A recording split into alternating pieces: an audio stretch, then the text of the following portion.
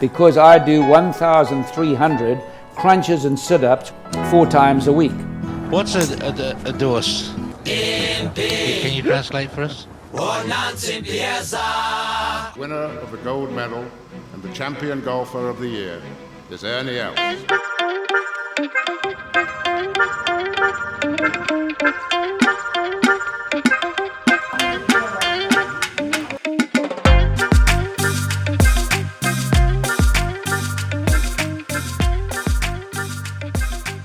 Everyone, well, welcome back to the Go Track, the podcast about golf and golf adjacent stuff, mostly from Africa. I'm very excited about today's podcast interview. This is something we have had on the cards for a while. Now, actually, my guest today does not know this detail, but guys, today is actually episode 50 of the Go Track. So when we were recording our first few episodes last year on our iPhones with Jacques sitting outside Baby City while he was buying nappies. I do not think we would have believed we would have made it past 5 episodes, but here we are. And in honor of this, we are doing a quick merch giveaway, guys. So please give us a comment or a review on Spotify or Apple Podcasts, and we'll pick out the best one and we'll send you guys a Go Track hat of your choice, which if you've been following on our Instagram, you would have noticed we've popped some hats out there. Now on to the show today, which promises to be quite an adventure, and it's going to be difficult to squeeze this into an hour, I'm sure, but we'll do our best. I'm pleased to introduce and welcome, calling in from the Cotswolds in the UK, Sarah Forrest, the CEO of the Golf Guru Group, better known on social media as Travel Lifestyle Golf. Sarah is an established journalist, and her passion for golf and travel has seen her make regular contributions to golf publications, including Golf Monthly, Today's Golfer, Women in Golf, and more. Sarah and her husband, Steve, have recently completed a golf-inspired adventure in Africa. Without further ado, Sarah, welcome to the show. Nice to have you with us. Thank you, team. Thank you for having me.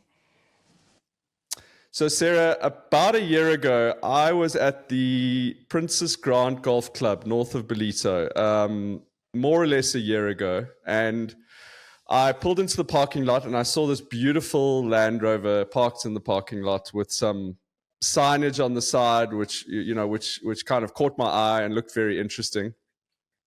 And by the time I'd made my way into the pro shop, my friend who I was playing with at the time, who is also from the UK, was in a conversation with you guys already and introduced me to you guys. And we chatted for maybe 5 minutes, if that. But, you shared your details, and I've subsequently been obviously following your guys' adventure. But can you just explain what you guys were doing there and what that was kind of the start of? Okay.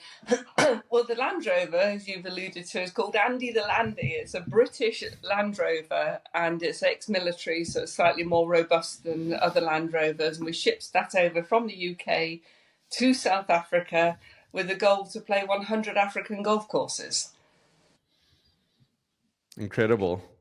And Sarah, just give me a little bit of background to this trip. So maybe talk a little bit about your and Steve's background and kind of how you ended up planning this trip and what inspired this trip to begin with.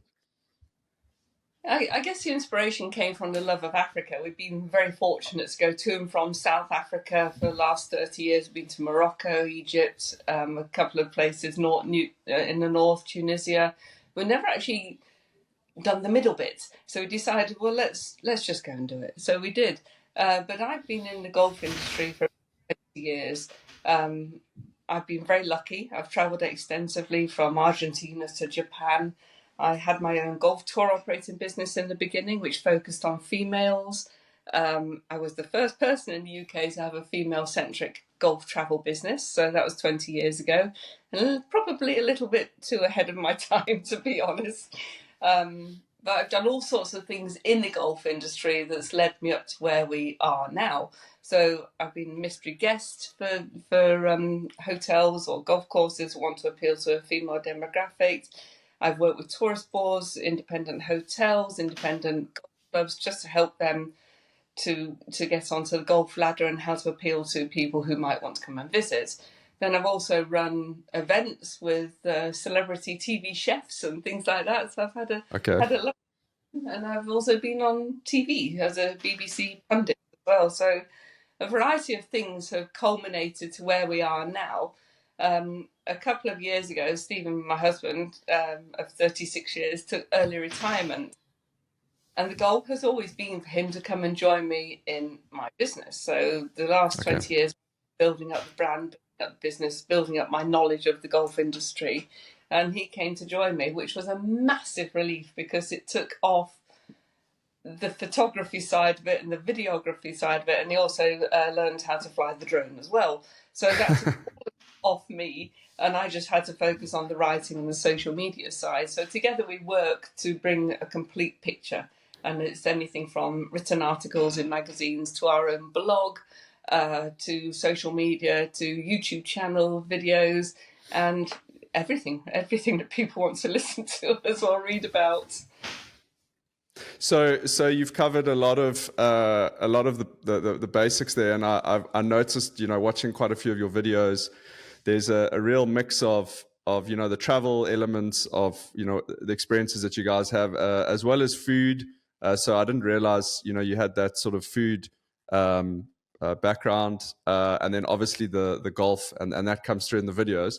The one thing you didn't mention, which I'm interested about. Now, I grew up, my father was a passionate Land Rover owner, and I spent most of my weekends looking at the bottom of my father's feet as he lay underneath our Land Rover repairing it. So, were one of you a Land Rover expert, or is Steve? Is there some sort of mechanical skills behind the motivation to attempt to drive a Land Rover through Africa? Because I'm well aware of the challenges that brings. Yeah, I mean, and you're quite right. Once you're a Land Rover nut, you're a Land Rover nut, and we've been fortunate to have a Rovers, and we settled on this one, which, as I say, is an ex-military vehicle. It's called a Land Rover Wolf. But yeah, you do need to have an aptitude, an understanding of how things work. But it's also quite rewarding when you open up the bonnet of the vehicle. You can actually see something, and it's just not one moulded plastic mess. You can actually see something. You can tinker with things, and I've seen the bottom of Stephen's feet a number of times on this trip too. And I've seen him changing in the middle of game parks when we've been lost, and it's been quite exciting. But that's the pros and cons of a Land Rover. The interest in Land Rover is people say, "Why are you driving a Land Rover?" We get two sides of it. People who absolutely love them and people that don't understand why we're doing it. And unfortunately, that's just the way it is. But if you go to some of these countries, the rescue vehicle that's on the side of the road to go and rescue any vehicle that's broken down is generally a Land Rover. Now, that tells me something. But Toyota have done a fantastic job in Africa. Their infrastructure is way better. But there's just something iconic about owning a Land Rover. And our Land Rover is actually 30 years old. So we're not talking like a new thing with air conditioning. The air conditioning is the vents, It's very different to the new ones that are plastic moulded inside. Ours has something that when you open the bonnet, you can see something.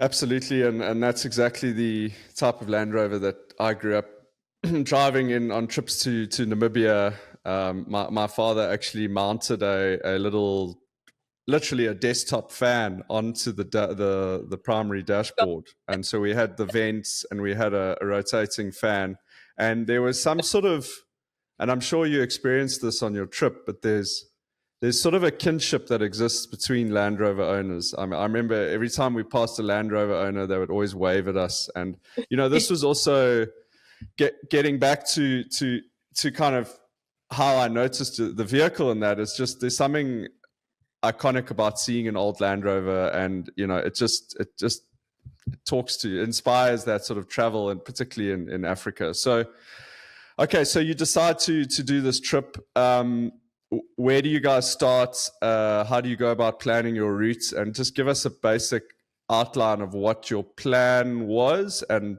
maybe sort of what ended up happening in terms of the overall trip. Yeah. What we planned to do is not what we ended up doing. As I'm sure you can imagine, we had plan A. We drive down from the UK through Spain into Morocco and all the way down the west side. And we spent probably about 7 weeks searching what to do there. And we came to the conclusion it was just not worth it. Not because the countries aren't beautiful in their own right, but there were some countries that were difficult to get with a British vehicle, with British passports or whatever. And there were some countries that literally we would be driving straight through and not enjoying, because they wanted to know exactly what date we arrived and what date we were going to depart. And we just didn't know that. We had to have some fluidity in our plan. So we thought, okay, work after 7 weeks of researching it and contacting the various local authorities and whatnot. And we decided, okay, that's fine. We will ship the vehicle from maybe Greece and then drive down the east side. Then Sudan kicked off. We thought, yeah, we don't really need to do that either. So our plan C actually turned out to be the best plan, as it always does. And we shipped the vehicle from the UK to Durban. And by doing that, and we could identify the countries that really interested us for golf and for lifestyle adventures, but also really interested to the countries that we wanted to go to, rather than just having to travel straight through them just to get from point A to point B. So we were able to focus on the countries that we wanted to cover. And we ended up driving through 11 countries, 11 African countries, starting in South Africa and finishing in Kenya. It's been best driving. I can't explain how much better it is to drive than it is to just fly in, see something and then fly out. We've seen all sorts that you would never see if you weren't on the road travelling. And as I say, we've had a few breakdowns. We've had a number of amazing people stop and ask if we want some help and that kind of stuff. And it's been absolutely fantastic. But just to go back to your point about the food, we're very much a golf and a lifestyle channel. So we want to show the golf, but we also know that when people travel for the golf, they need to know where to stay. They need to know where to eat. They know what else they can do. And we also want to appeal to the non-golfer and the have your cake and eat it situation. So a golfer can go on holiday with a non-golfer and they can play golf, and the non-golfer can do X, Y, Z because we've shown them what they can do. So we have, even back 20 years ago when I was doing the tour operating for the females, there was always a great golf resort is a great golf resort, but why would I come there? So we always show the why, that you can get great golf anywhere in the world. Why would you go there? So we show the extracurricular things, the things that's unique to that particular country, the things that we experience. So that's why we've done it how we've done it. And I think that does make us slightly different, and the fact that we're a little bit older. No, I mean, it's such a great point, and I think we've started. We've actually got a few podcasts which we haven't actually released yet, but we've sort of sketched out the details of, which is talking about building golf trips, particularly just local golf trips in South Africa, but really getting into the outside of the golf courses, getting into the details around the best houses to stay in, the best restaurants to go to, as you say, the other activities, simple things that just make a trip more enjoyable, outside of. That's what it is. Yeah, exactly. So yeah, I think it's great it makes absolute sense to cover all of those, and especially when you're driving, because you, as you say, it's a completely different experience to flying in and out and essentially living in the sort of package holiday world. So you mentioned the 11 countries. So can you just run sort of through your route?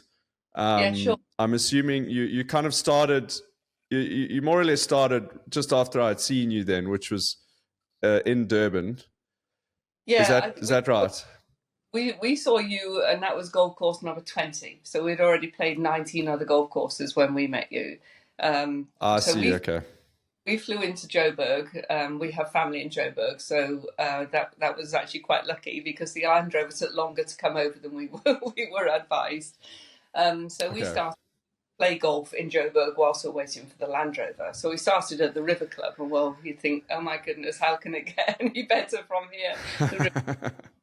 So, so we played a few in Joburg, Blair Athol, Woodmead, and then we we got a one-way hire car down to Durban, and en route we stayed at, we played and Champagne Sports and Bosch Hook, and I know you've talked about Bosch Hook before, and Gowrie Farm as well. So we played a few on the way down to Durban as well.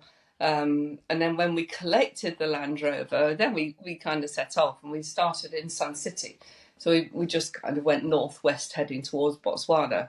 But we didn't stay in Sun City. This is what I was alluding to about the lifestyle element. We actually stayed in the Pilanesberg because to us, more attractive, not that Sun City isn't attractive, but for a broader scope of golfer, to stay in the Pilanesberg and play Sun City is everything, really. You've got your game parks and you've got your good golf.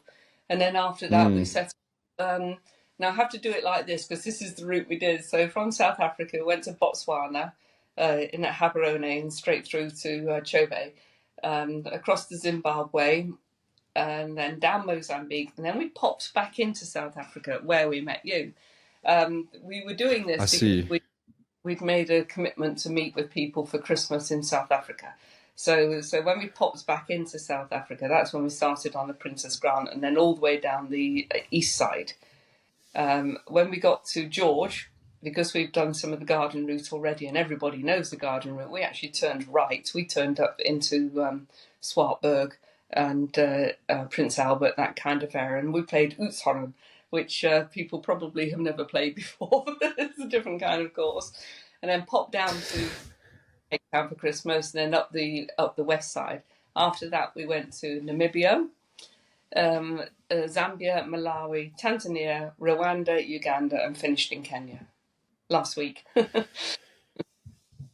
Wow. Jeez, I didn't realize it was so recent that you just finished. Okay, so that explains why you did this sort of little circle around South Africa, and then I saw you at the 20th course. Now, this wasn't on my list of questions, but I'm interested. Botswana, I've seen your video of Namibia and that, but Botswana, golf in Botswana. Tell me about that. I mean, did you play golf there?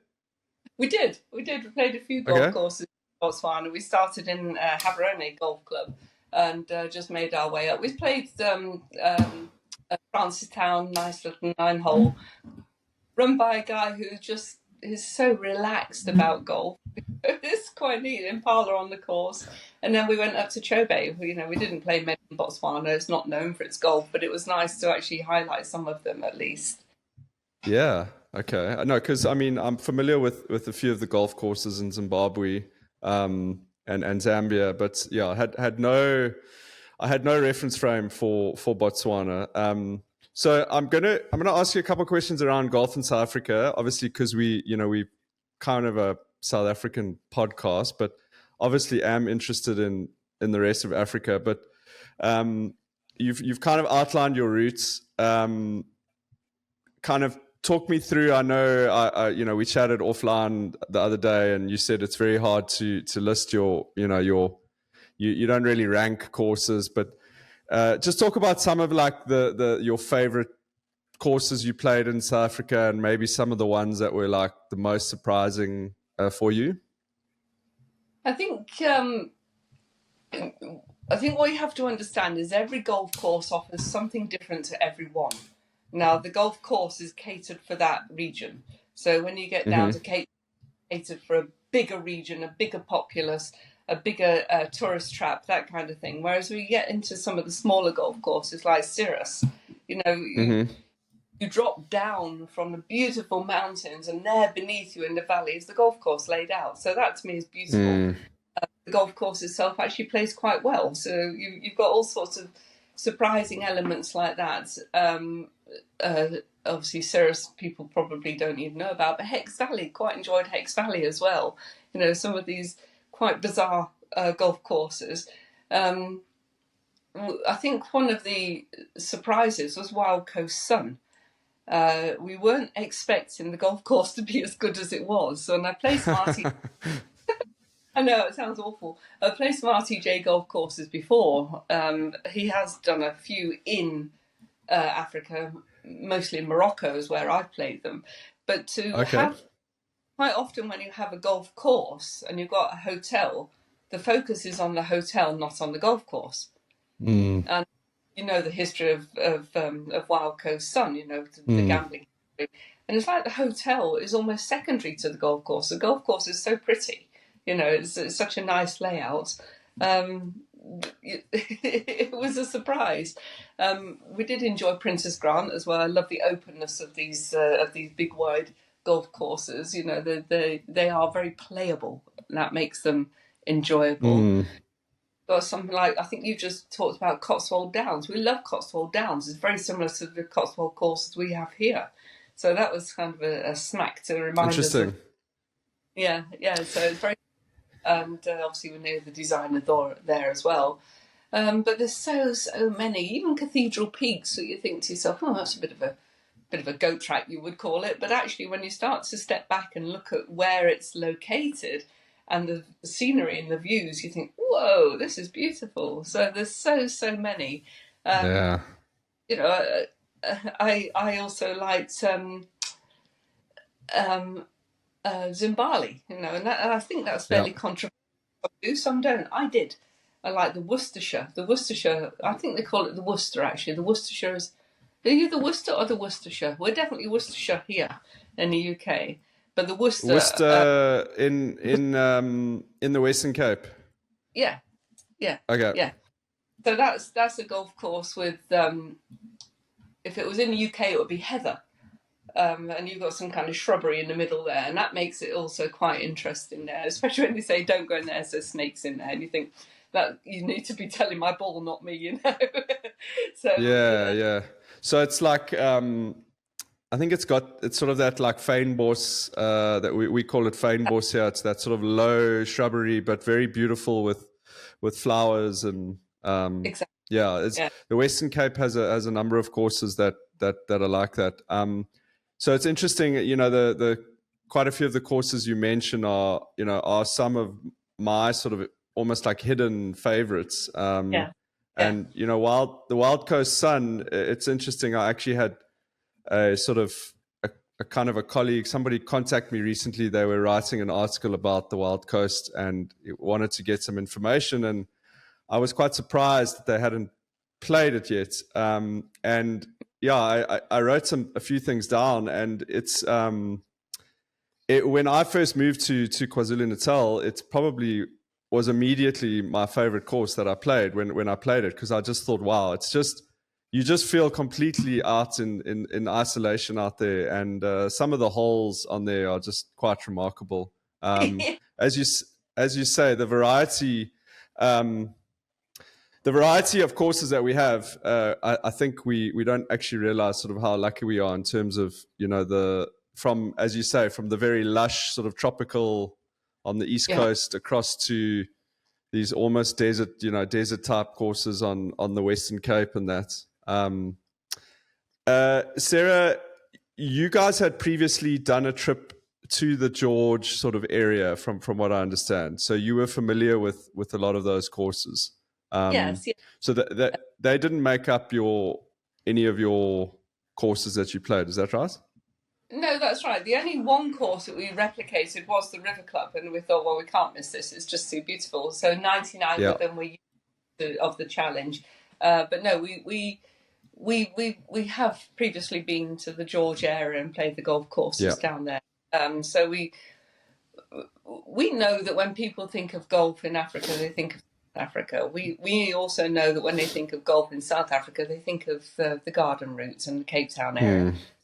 We wanted to show something quite different, and to show the East Coast has really worked. You know, the lovely little gems that you can find that people don't know about. Hewwood, it's a nice course, very much like a Scottish links course. It's lovely.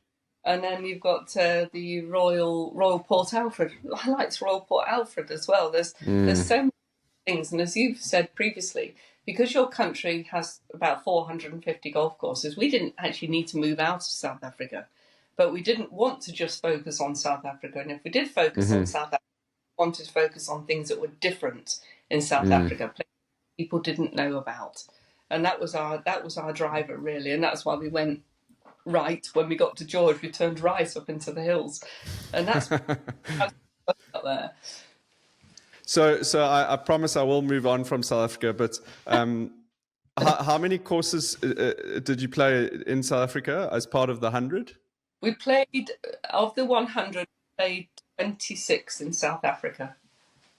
26, okay. And can you give me one golf course that you're pretty sure most of our listeners would never have played, that you think was a real treat and a real surprise?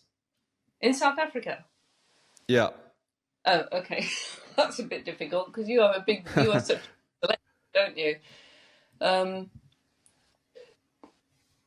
think it's probably something like Royal Port Alfred, because it's kind of almost a little bit out of the way. Once you start getting up to St Francis Links and you go a little bit further, what do you go for? And you know, it's in between the top bit and the bottom bit, and it often gets missed a little bit. But then also Worcester is one that maybe people don't know about, and that's really quite a nice course as well. I think that's about it, really, because all the other ones I know you covered on your podcast or played. And Charlie is a nice member. Well, there's lots of courses that you guys played, which I haven't played yet. So certainly a place like Worcester is definitely one that, you know, I would probably add to my list. Okay, so you guys you move into Namibia after being predominantly in South Africa. Sort of. I had a question around, and I was actually going to get to this towards the end, but maybe I'll switch it around. So I looked at your video you did of the Namibian golf courses. Obviously very unique in kind of the global golfing landscape. I think it's fair to say. So my question, I was really interested in your perspective, is that obviously golf originated, the game of golf originated on these lush links, grassland playing fields. And obviously, you know, as we know, it was taken around the world sort of in the wake of the colonial trade routes and establishments. Now, I've played on a lot of what we would call the goat tracks in my time, but I don't think I've played on anything quite, you know, as severe as some of the courses you played on in Namibia. So I'm interested in your take. What is it about the game of golf that can translate from its original sort of habitat on this like grass origins? What is it about the game that allows it to be played in places like that? And as a follow-up, is it sustainable? And do you see some of those courses kind of still in existence in 30, 40, 50 years? Okay, so the first bit, the basic principle of golf is a stick and a ball and you pop it in a hole. That's all you're doing. So where you are with that stick and that ball and that hole, it doesn't really matter. So that's the basic principle of golf. You try and get that silly little ball in the smallest hole in the world for as few shots as possible. The thing that's very good about golf in Namibia is they haven't tried to make it the green grass. They've actually worked with and they've compromised and made that golf course unique. So to play a desert golf course is like playing a photo negative. Everything is the wrong way round. You know, you've not got the lush green fairway, you've got sand, but you're also given you may or may not know this, but you're also given reprieve because you can actually tee up the ball. So you Yes. can play on a par 5. You can play a driver, short iron, because you can tee up the second It's on a so tee cool. so it's so good, and they've found workarounds. And I think that if you were to stick to the rigidity of golf as it was originally planned, you wouldn't have these workarounds. And that's why golf is unique. It needs to be unique, and it needs to appeal to the masses. And if they were trying to do green grass in the middle of a desert, well, what a nightmare. Their water bill must be huge. And if they can even get fresh water. In fact, some of the golf we visited in Namibia, we were really disappointed because we wanted to play browns. We didn't want to play greens. We wanted to play browns. And I used to say to them, I said, why have you made the greens grass? Work with what you got naturally. And then that will make you unique. And also the maintenance issues are less problematic. So we did eventually get to play browns. So that's another story. But yeah, I mean, it's a classic example of how a country has evolved to make the beautiful game of golf accessible for all. So, as kind of the follow up, how do you see sort of local people participating on those courses? Are they well supported? And I guess I sort of threw it in my original question, but are there places that you think won't be around in 50 years' time? Is it sustainable in a lot of those places? Well, lots of it always comes down to money, and money is driven by membership. So when you've got a small membership, that obviously is always going to be a problem. In the case of somewhere like Marienthal in Namibia, they have a great social side. So you turn up there and everyone play golf necessarily, but they've got a good bar and a social side. They're all chatting and whatnot, and some have been out to play golf and some haven't. So they've made it happen by making that the social hub of Marienthal in that example. Walvis Bay also has a really, really nice social hub.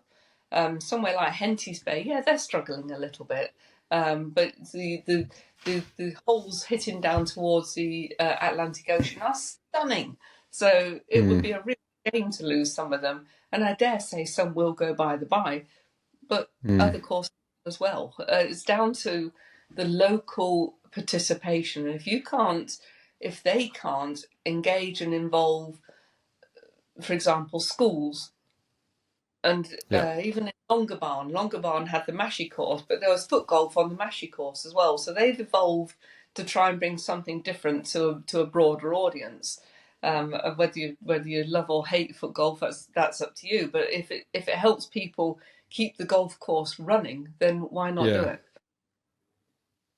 Yeah, no, I think that's right, and I think it's actually down to some of these clubs themselves to as to how much they're going to encourage younger participation. I think one of my bugbears about golf in South Africa, having lived in the UK previously, is the number of what we call mashy courses in South Africa is far fewer than it should be. When I was in the UK, we would play that sort of golf almost every weekend, and it's very accessible, and it's a great way to sort of bring people into the game. So, as I'm sure you've experienced and are aware, the the game here has there's a far more bigger economic kind of disparity, I guess, with participation in the game, and it's something that we really need to work on. Sarah, sorry, you were going to say? I was just saying, and we've seen that as well. But the bigger clubs could take a leaf out of the clubs of the smaller book of the smaller clubs, because they are really involving the community. They are really trying to make that the hub for using Marienthal as an example, for the local area, and it works. You've got to think outside the box a little bit, and if it means a Mashi course or something like that. There's a great course in most northerly course in the UK. Have some like 4 holes just for the kids to just go and play, and that's not the 18-hole course. 4-hole course is pretty boring, you know, but it's great for just getting the children on that first step. But you have to in such a way that you don't alienate everybody else as well. So to have a separate little 4-hole course just for the beginners and for the children, and actually even for yourself when you want to practice your real short game, is great. Sarah, so talk about the rest of your trip.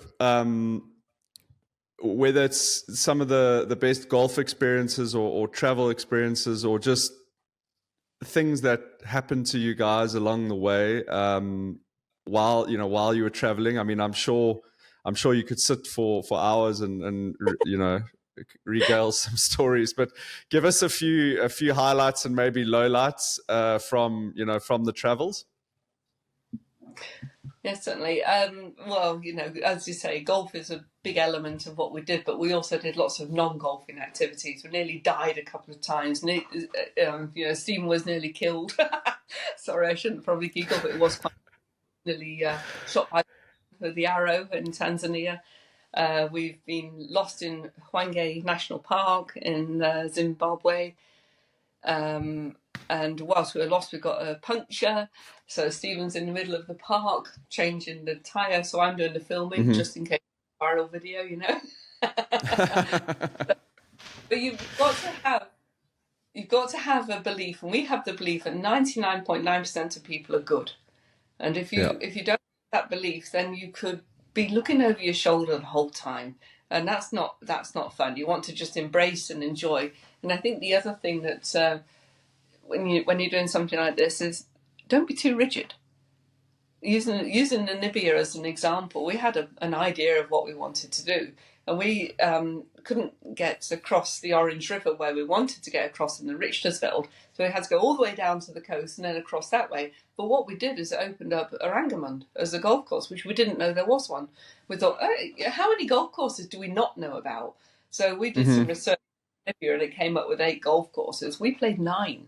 So you've got to flex and be fluid, and sure, some of them weren't great, but we did play all of them in Namibia. So not many people can say that. But you also having that as a map, you can plot yourself around the country and see much more as well.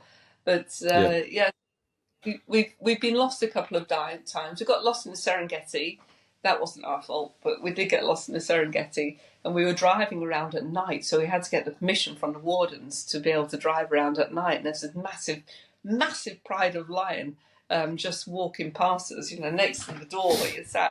Quite bizarre as well. But some of the lows are really quite sad. Obviously, the poverty and the begging is awful, and I don't cope very well with that. We did unfortunately see a body on the side of the road in Mozambique as well. The corruption in some countries is incredibly disappointing. But balance that out with the beautiful landscapes, like we just put the video out for Rwanda. I mean, how beautiful is that country? And they've been through the genocide, so you're balancing the whole time. So the lows are when we went to the genocide memorial in Kigali, I'm in tears. It's so ring. It really, really is. But then you've just driven past the lion that's within a couple of feet of you and things like that. I'm not a fan of going on safari drives when they have a massive vehicles around a leopard, for example. Yeah. I would say, come on, we're moving. I don't like that. I don't like to hassle the animal. The animal's in its natural environment, and the vehicle loaded with tourists snapping the photographs, screaming, shouting is not their natural environment. So we would actually avoid that. We would actually say, let's drive on. So that's something that we personally don't like and have never liked all the time we've been visiting South Africa. I think most South Africans would agree with that take as well. I think we tend to try and avoid those scenarios as much as they are often promoted by the local enterprises. I have to ask you about the story with the arrow with Stephen. Just talk us through what happened there.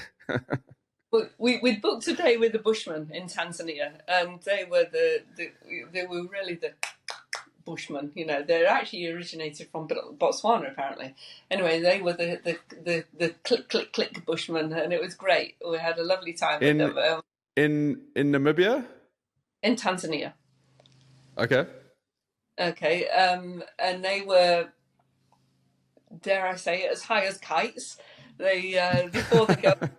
Before they go out on their hunting, they're smoking and a bit blurry-eyed and stuff.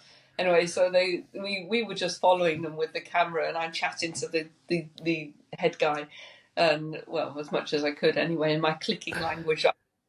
And and there's a rock rabbit in a small pile of rocks, and Stephen had positioned himself to get the filming, and they're all the bushmen had surrounded this pile of rocks. There were maybe about maybe about a dozen bushmen, and they were looking in every crevice of this pile of rocks.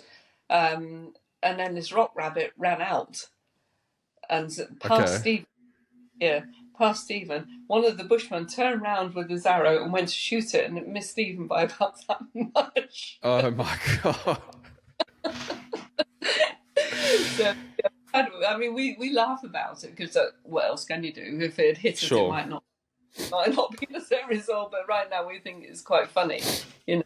And even when we went whitewater rafting and on the Zambezi and nearly died there, that wasn't. Now we can laugh about it. At the time, it wasn't pleasant, but now we can laugh. I can just picture the headline. You know, British tourist killed by local bushman. Yeah. British golf tourist killed by bushmen. Yeah. Golf journalist. Yeah, exactly. Well, that's the thing, isn't it? Is that often those sort of experiences are at the time are not. You need a bit of perspective, but when you look back on them, you know that's kind of what makes them, I guess, is that. And you know, honestly, part of the reason why so many, you know, as you know, South Africans are, it's at times a fraught place to live, and many, you know, we have many friends and family who all decide to move to different parts of the world. But for a lot of us, there's something that's hard to explain about living in this country, and you know, part of it is actually sort of that there's an element of feeling alive with kind of living a little bit closer to some elements of danger than you normally experience. And it's kind of hard to describe to people, because some people would say, well, that doesn't sound very fun, but I think it's kind of an innate sort of human quality that we need. Africa. Sorry, yeah, I was just saying, I think it's sort of a human quality that we need some sort of, you know, slight danger near us every now and again to keep us on our toes. Well, it's different for you in South Africa. When you say zebra crossing, you mean something different to us. 100%, yeah. So I had a question. You know, I think you kind of you touched on it in your answer just now, but you know, I was thinking about, you know, playing a round of golf for most of us amateurs is actually almost a bit like traveling through Africa. You know, it's often a bit of a roller coaster. So I don't know, how would you compare the two, and like what kind of lessons have you taken from that trip in terms of, you know, both the golf that you experienced as well as just the travels? Like, what have you guys taken out of it, sort of lessons that you can share? Well, I think the main thing is have an idea, have a structure of what you want to do, but don't stick to it. Do what you want to do when you get there, because the reality is you're probably never going to go back again. So do as much as you can when you get there. You're not going to. I stood on in Haven in Malawi, and I just asked the caddy, "What's the line?" He said, "Oh, it's to the right of the wildebeest." How often are you going to be given? Oh, it's we've had so many wild animals. come into play literally on our golf. But the takeaway is have a target like we had the Africa 100 because that really focused us. It's very easy to drift when you're doing something like this. Oh, I'll just go down there. I'll just do this. When you've got a target, you focused, and that helped us. It certainly helped us. And I don't think anybody's ever done that either, and that also helped us. But be fluid. Have an idea, but be fluid with that idea. If you can't, I've seen some people's schedules and they're doing this on this day, this on this day, and it's like, oh my God, it's brilliant that you're doing like that. But that, we quite often would set off in the morning, really knowing where we're going to be staying the next night. And that's scary, but also exciting. We've also found some rubbish campsites, and we found some really, really nice campsites as well. So don't stress over the facilities. Some of them are pretty awful. Don't mind getting a bit smelly because you won't be able to get a shower for a few days or something like that. Yeah. It's just relax and enjoy what you've got. There's some amazing scenery and the people are stunning. Playing one of the golf courses again in Malawi, a place called Makakola. It's all baobabs. How many times are you going to be given a chance to play in amongst baobabs? It's beautiful. You've just got to take the opportunity when you do and work with it. Yeah, that sounds incredible. I need to look up your Malawi videos. But I think being fluid and relaxing and enjoying what you've got is a very good advice for playing a round of golf as well, because I think a lot of us amateurs take golf way too seriously, and really it's there to be enjoyed. So I thought there's some very interesting parallels between your trip you've done and actually just playing the game of golf. Sarah, I know you guys had a match, a 100 game match, which was on the go between you and Steve. Are you able to share the results of that match yet, or is it?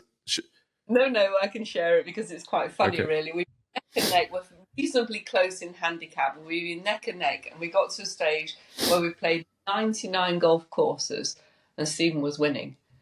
And I thought 50 versus 49. Wow. And then I actually won the final golf course. And we actually scored 50-50. Wow, that's incredible. Oh, okay. That's amazing.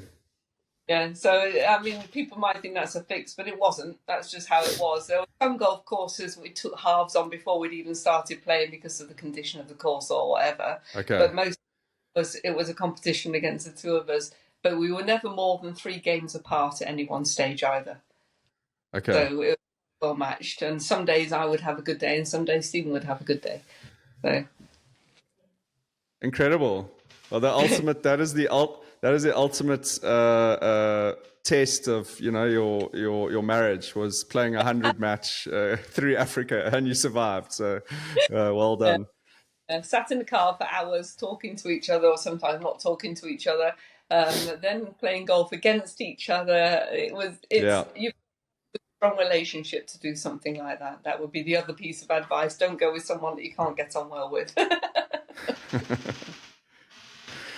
So tell me I know you guys are just finding your feet now after just coming back, but what's kind of next in terms of getting, obviously you got a lot of content to get out from your trip.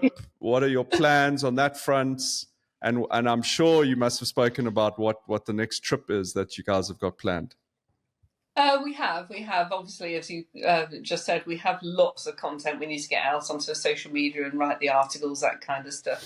The other thing we need to do is get Andy the Landy back and do a bit more than just a bush fix. Give him a jolly good overhaul. We'll probably find all sorts of things within the cavities of Andy.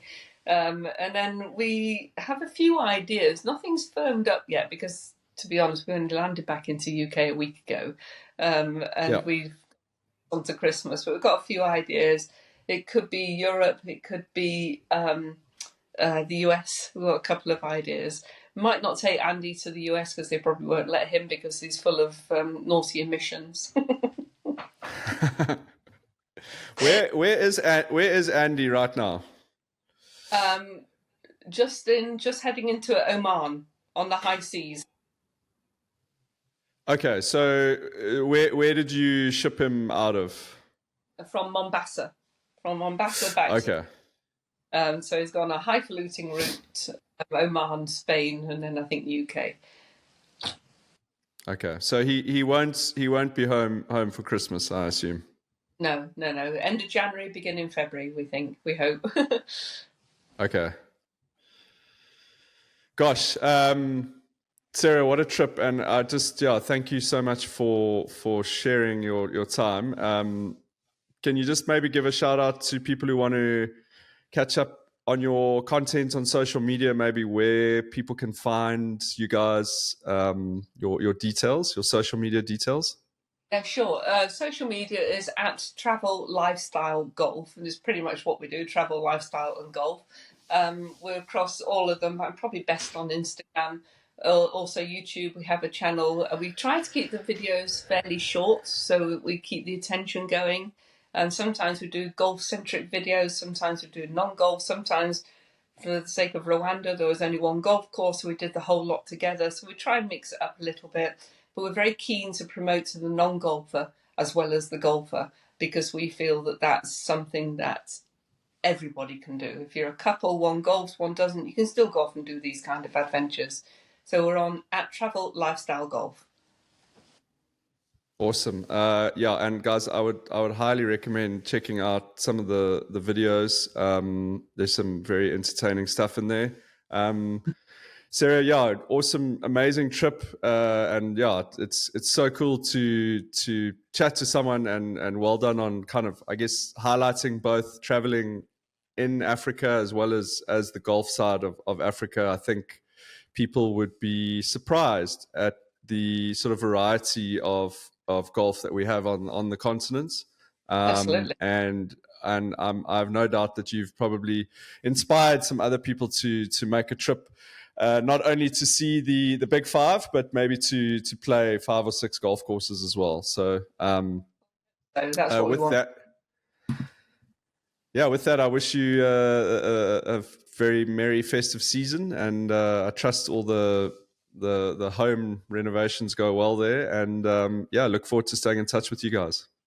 That's lovely. Thanks so much for your time, T, and thank you for organising the podcast. Good luck with it all. You're doing a great job. Awesome. Thank you. Thank you.